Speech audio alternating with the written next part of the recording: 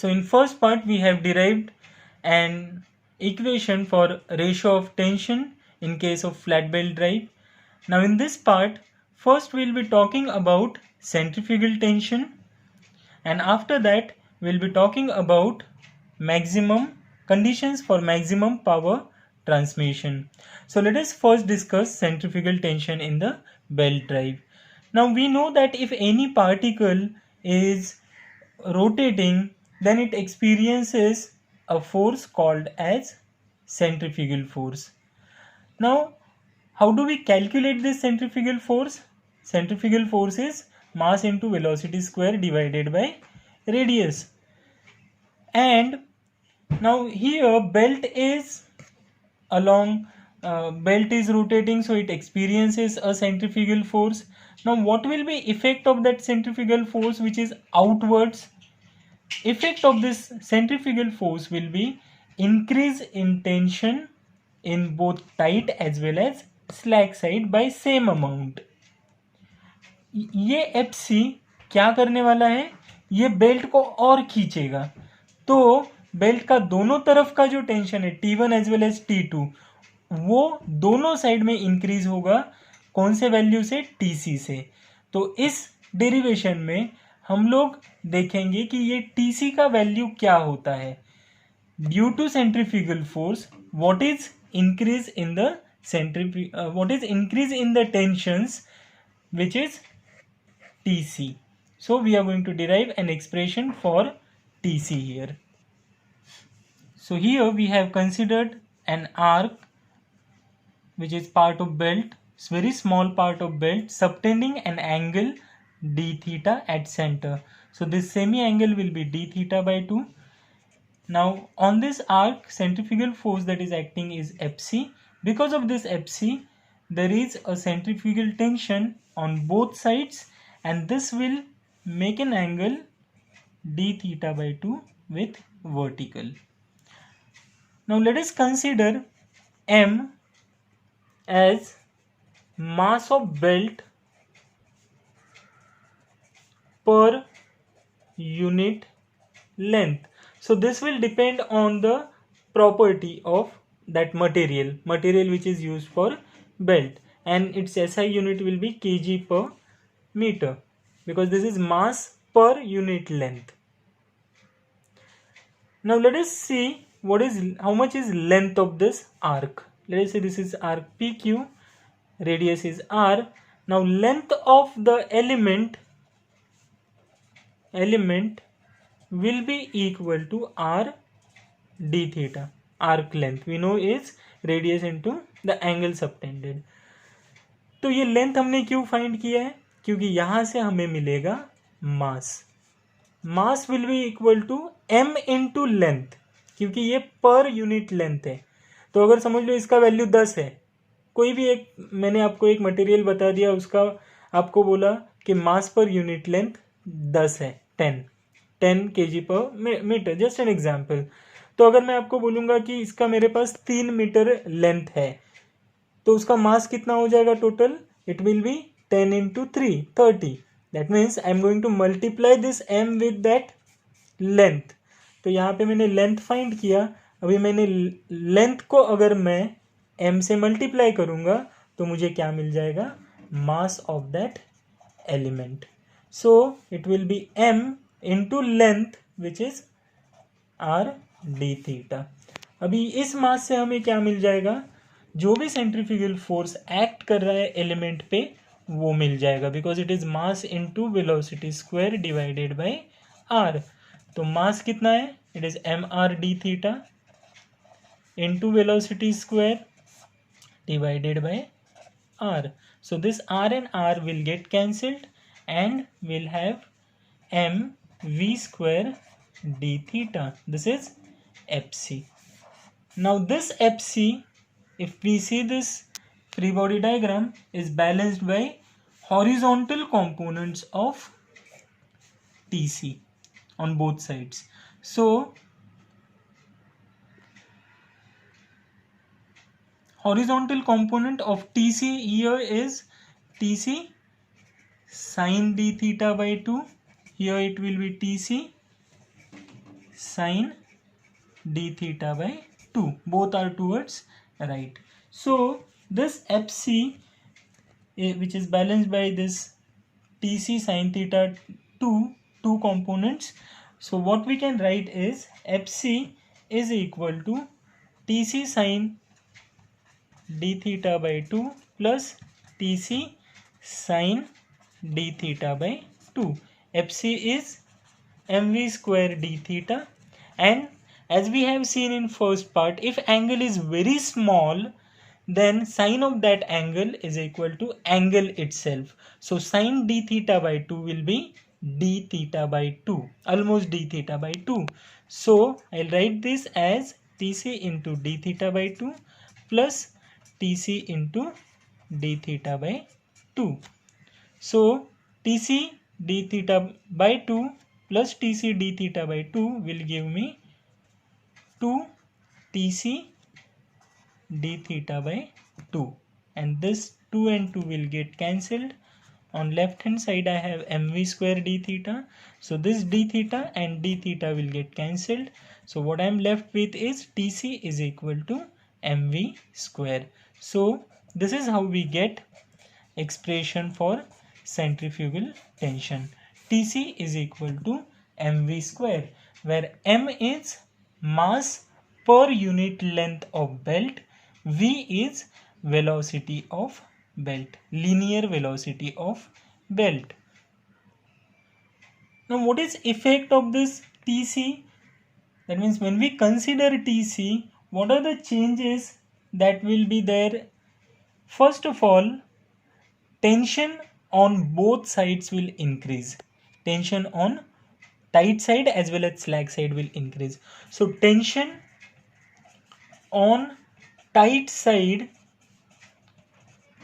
will be equal to T1 plus Tc. Because of centrifugal force, this much increase in the tension will be there. So if we represent this by T1, then this will be T1 plus Tc. Then tension on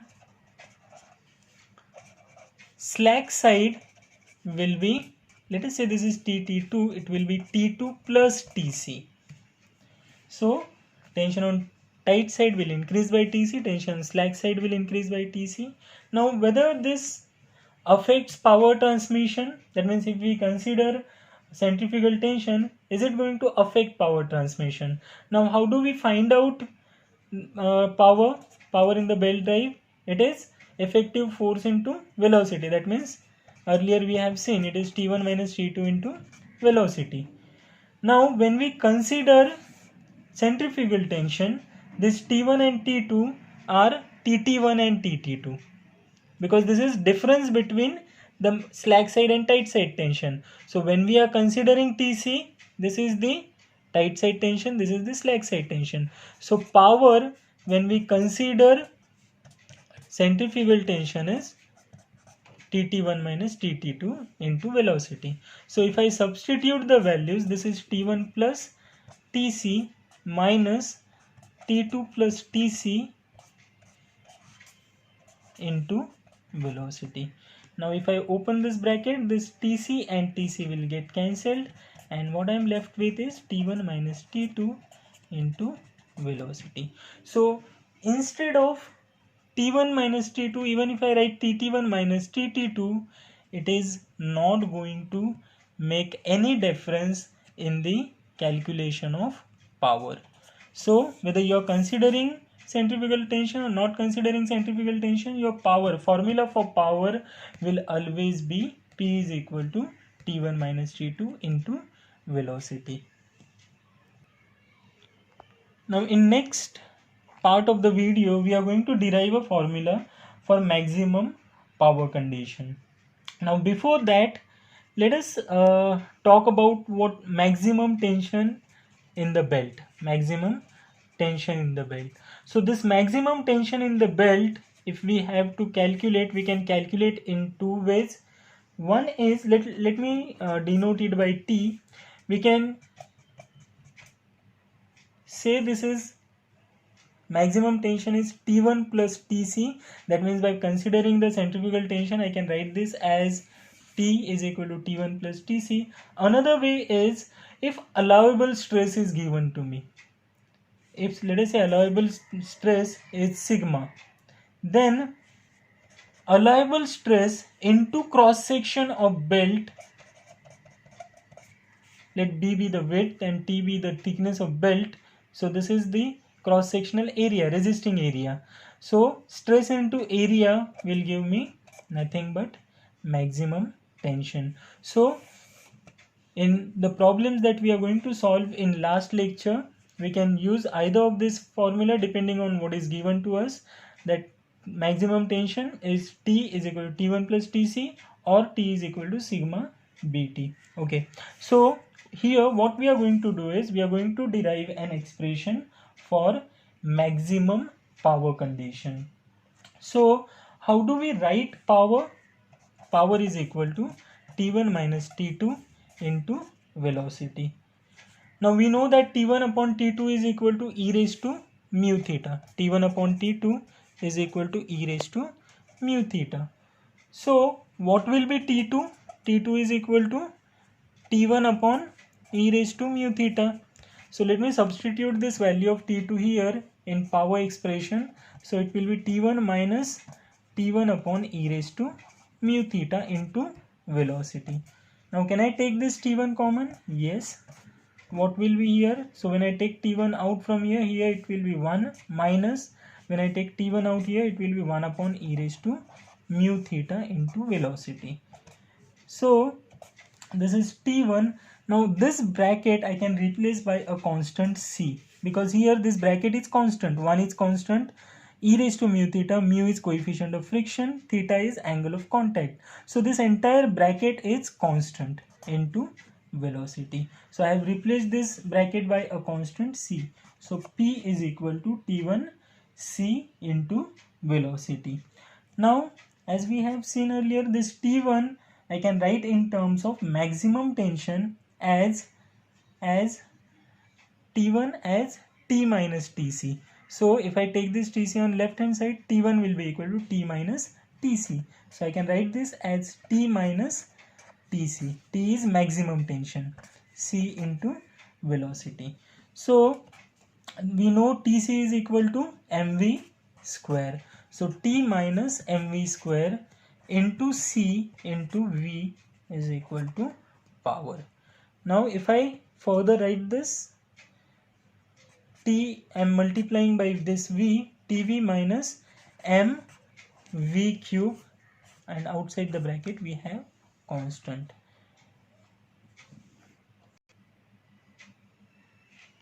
So we got the expression P is equal to T into V minus mv cube into constant. Now here what we are doing is we are finding maximum power condition. So we have two variables here, power and velocity, and what we want is we want to find out the maximum power condition. So if you want to find the maximum power condition with respect to other variable, then what we do is we find out derivative of that with respect to the other variable. So here derivative of power with respect to velocity, if it is 0, then I'll get maximum power. See, to illustrate this further, suppose if I have graph between two variables and that graph is something like this.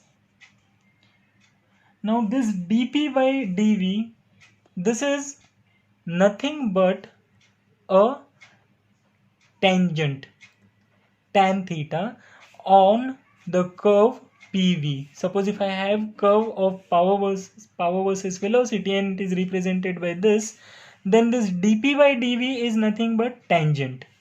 So if I see the maximum point, see this tangent is getting changed here, that means derivative, this is value of derivative, this tan theta, that means derivative is changing.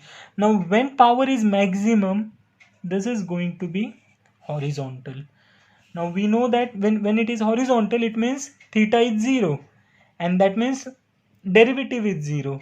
So at topmost position, at maximum position, first derivative is always 0, which is represented by tan theta.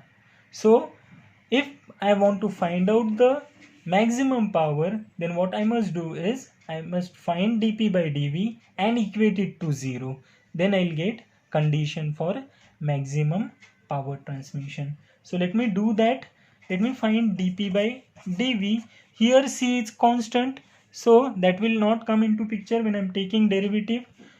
What will be derivative of tv? T is constant. This is maximum tension.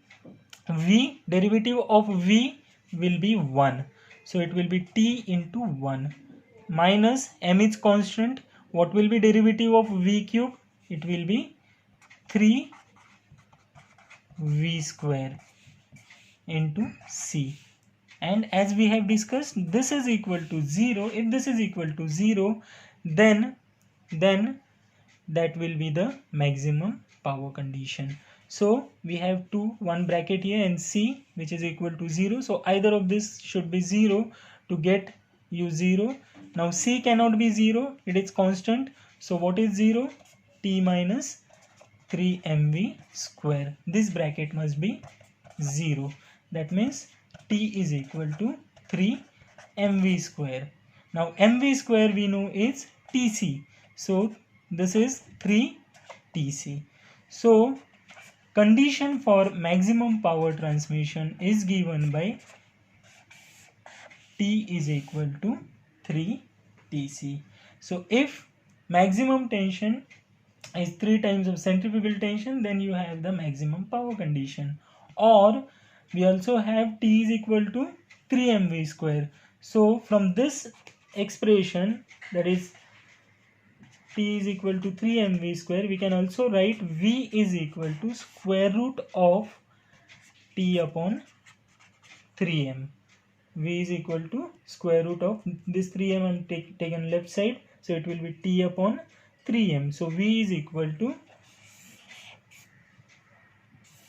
square root of T upon 3m. Here m is mass per unit length of belt. Now remember, these two formulae you can use only and only when it is mentioned in the problem